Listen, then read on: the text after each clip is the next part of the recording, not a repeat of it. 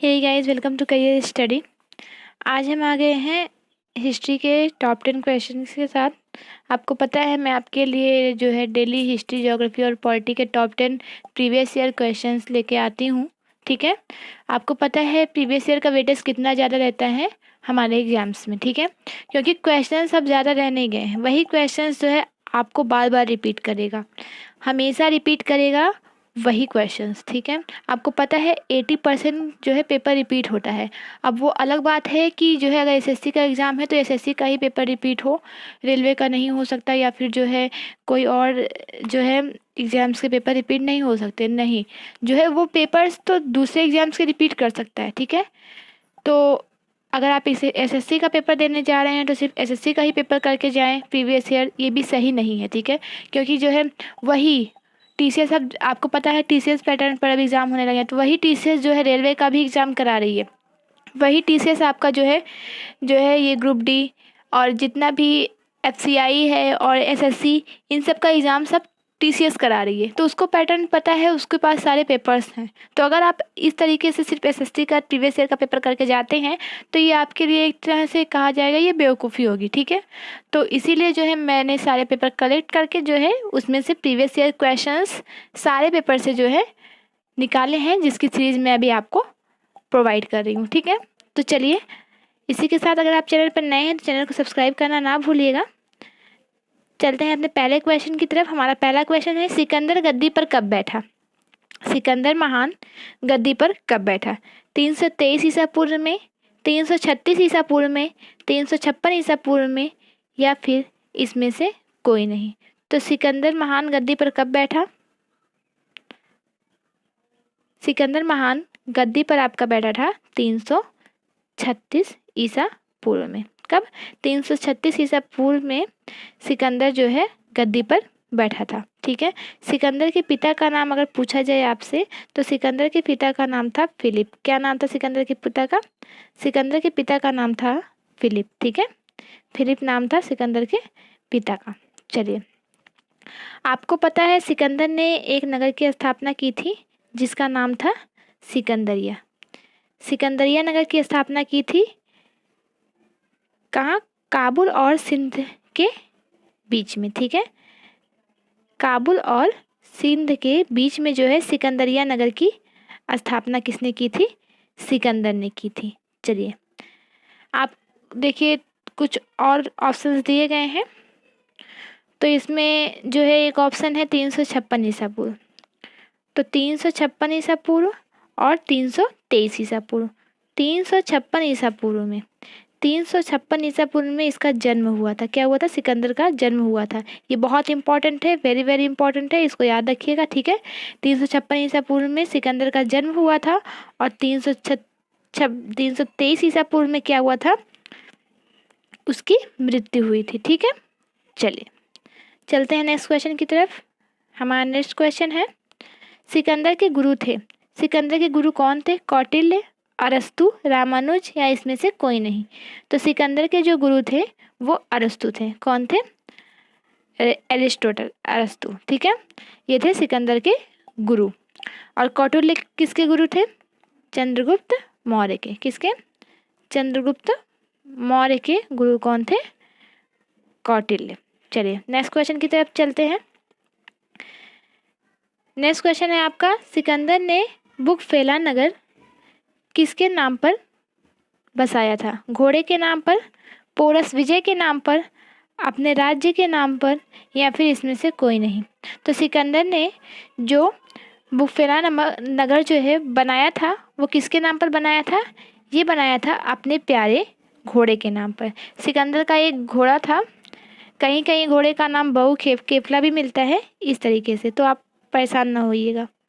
बहु केफला, ठीक है, घोड़े का नाम कहीं कहीं बहु केफला भी मिलता है। तो सिकंदर का सबसे प्रिय घोड़ा था ये, और इसी के नाम पर उसने जो है झेलम नदी के किनारे, कहाँ? झेलम नदी के किनारे जो है अगर बहु केफला बोले तो वो नगर बसाया था, या बुकफेला बोले तो इस नगर की स्थापना की थी। और आपको पता है कि पोरस भी जीता था वो। ठीक है, तो पोरस विजय जब हुआ था उसका, तब भी उसने एक नगर की जो है स्थापना की थी, जिसका नाम था, जब पोरस विजय हुई थी तब उसने जो है निकाया नगर की स्थापना की थी। किसकी? निकाया नगर की स्थापना की थी। तो 3 जो है नगर बसाया था इसने। एक सिकंदरिया जो झेलम नदी के तट पर, और दूसरा क्या था? बुकफेला जो अभी अपने पढ़ा वो घोड़े के नाम पर, और पोरस विजय के नाम पर जो है निकाया। ठीक है, ये 3 नगर पूछ सकता है, तो याद रखिएगा।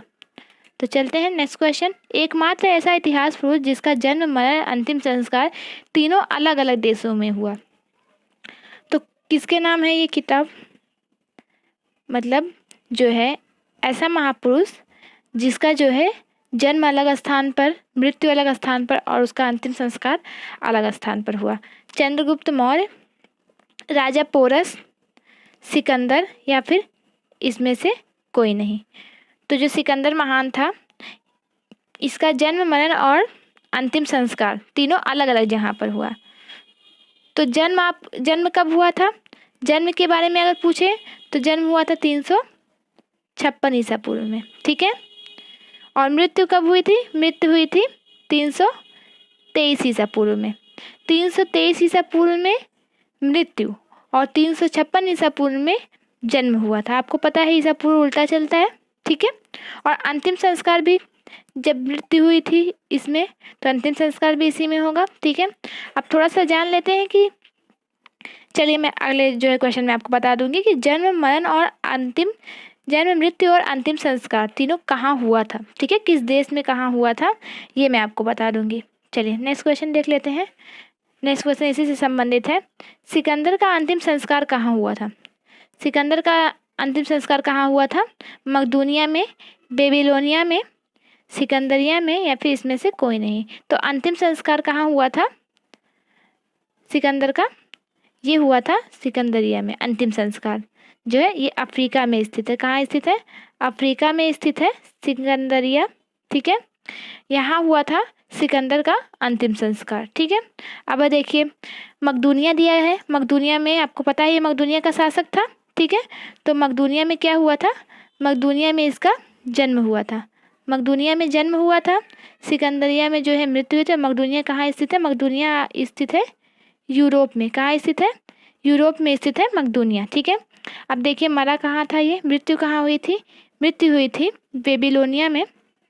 बेबीलोनिया में मृत्यु हुई थी इसकी। ठीक है, बेबीलोनिया में मृत्यु हुई थी, और बेबीलोनिया है एशिया में। ठीक है, चलिए चलते हैं नेक्स्ट क्वेश्चन की तरफ।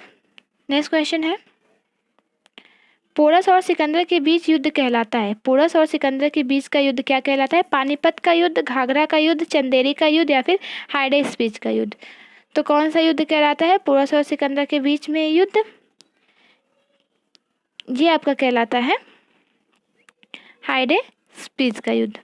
ठीक है, पानीपत का युद्ध, घाघरा का युद्ध और चंदेरी का युद्ध, ये तीनों बाबर के युद्ध थे। 4 युद्ध बाबर ने लड़े थे। ठीक है, तो आप ये देखिए कि इसके बारे में मैंने इसके पहले वाले वीडियो में बता रखा है। ठीक है, बार बार बताने से टाइम वेस्ट होता है। तो चलते हैं नेक्स्ट क्वेश्चन की तरफ।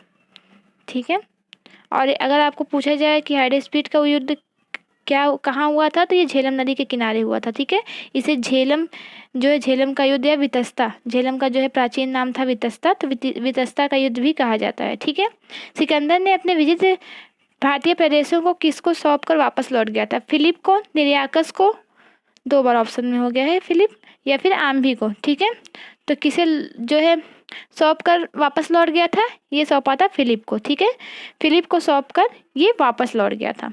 चलिए नेक्स्ट क्वेश्चन, सिकंदर भारत में कितने समय तक रहा? तो सिकंदर भारत में कितने समय तक रहा ये जानिएगा। ये जो समय है ये सब महीनों में है। ठीक है, महीनों में है। ठीक है, महीने में है। तो 12 महीने, 14 महीने, 22 महीने, या फिर 19 महीने। तो सिकंदर भारत में कितने महीने रहा? 19 महीने रहा। ठीक है, सिकंदर भारत में 19 महीने रहा। निम्न में से कौन सा यूनानी लेखक सिकंदर के समकालीन नहीं था? नेकिस, रिस्टोब्यूलस, ओनोसिक्रिटस, या फिर हेरोडोटस। तो सिकंदर के समकालीन कौन कौन से नहीं थे? 3 जो है इसमें से यही तीनों के नाम अक्सर पूछा जाता है और यही तीनों जो है सिकंदर के समकालीन थे। और हेरोडोट्स जो थे वो सिकंदर के पहले थे। ठीक है, सिकंदर के पहले थे हेरोडोट्स। ठीक है, चलिए हिस्टोरिका नामक पुस्तक इन्होंने लिखी थी हेरोडोट्स ने।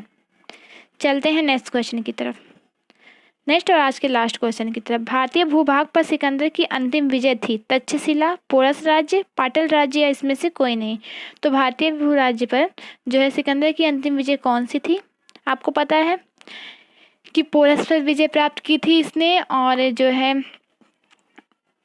जो वहाँ के राजा थे पोरस, उन्होंने बहुत बहादुरी पूर्वक जो है इनसे युद्ध किया था। हालांकि जो है पोरस की हार हुई थी, लेकिन फिर भी बहुत बहादुरी पूर्वक उनकी बहादुरी से जो है प्रभावित होकर इन्होंने उसका राज्य वापस कर दिया था। जो उन्होंने युद्ध में जीता था सिकंदर ने, वो उसने वापस कर दिया था और उसने उनसे जो है मित्रता कर ली थी। ठीक है, तो भारतीय भूभाग पर सिकंदर की अंतिम विजय कौन सी थी? ये थी आपके पाटल राज्य। ठीक है, भारतीय भूभाग पर सिकंदर की अंतिम विजय पाटल राज्य थी। तो चलिए आज के लिए इतना ही, मिलते हैं नेक्स्ट वीडियो में। वीडियो पसंद आए तो लाइक और शेयर जरूर कीजिएगा। तब तक के लिए bye bye and take care guys.